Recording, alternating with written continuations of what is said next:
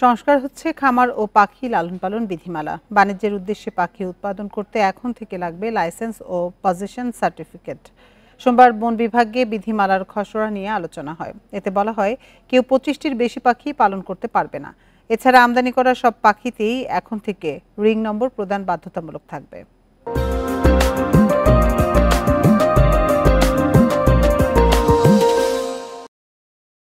গেল বছর মে ও আগস্টে শাহজালাল বিমানবন্দরে শতাধিক বিদেশি পাখি জব্দ করা হয়। এর মধ্যে ছিল আমদানি নিষিদ্ধ ম্যাকাও পাখি।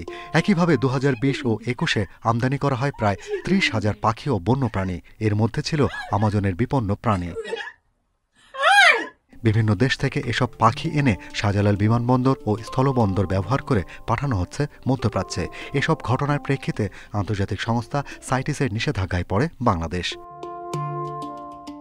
সেই সময় পাখি লালন পালন ও বন্যপ্রাণী আইন সংস্কারের তাগিদও দেওয়া হয় বন ও পরিবেশ মন্ত্রণালয়কে। এরই পরিপ্রেক্ষিতে বন বিভাগ এই খসড়া নীতিমালা প্রস্তুত করেছে।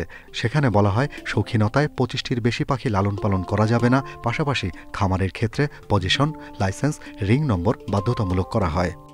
এই পাখিগুলো কাদের কাছে আছে এবং কি পরিমাণে আছে এবং এগুলোর রুট কোথায় কোথায় কোথায় যায়, কিভাবে যায়। ইন্টারন্যাশনাল একটা সংস্থা আছে সাইটিস, সেখানে তারা বিভিন্ন এক্সোটিক অ্যানিম্যালস এবং ইনডেঞ্জার্ড অ্যানিম্যালস এগুলোর যে ট্রেড হয় এক দেশ থেকে আরেক দেশে যায়, সেগুলো রেগুলেট করতে সুবিধা হয়।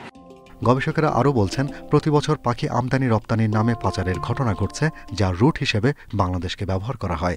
তাই বিধিমালা সংস্কার জরুরি ছিল। কমপ্লিটলি কোনো দেশি বনো পাখি আমরা ক্রয় বিক্রয় করতে পারবো না। সেটা মুনিয়া হোক, টিয়া হোক বা যে কোনো চিল পাখি হোক, কোনো পাখি বেচা কেনার ক্ষেত্রে এটা খুবই গুরুত্বপূর্ণ। এখন বিধিমালাটা আমরা তৈরি করলাম, কিন্তু যেটা আমাদের জরুরি দরকার এটার ইমপ্লিমেন্টেশন। 1982 সাল থেকে সাইটিসের সদস্য বাংলাদেশ, তাই তাদের তালিকাভুক্ত 6,600 প্রজাতির প্রাণী আমদানি রপ্তানি নিষিদ্ধের শর্ত পূরণে রয়েছে বাধ্যবাধকতা। Shahriar Anirban, independent news, Dhaka.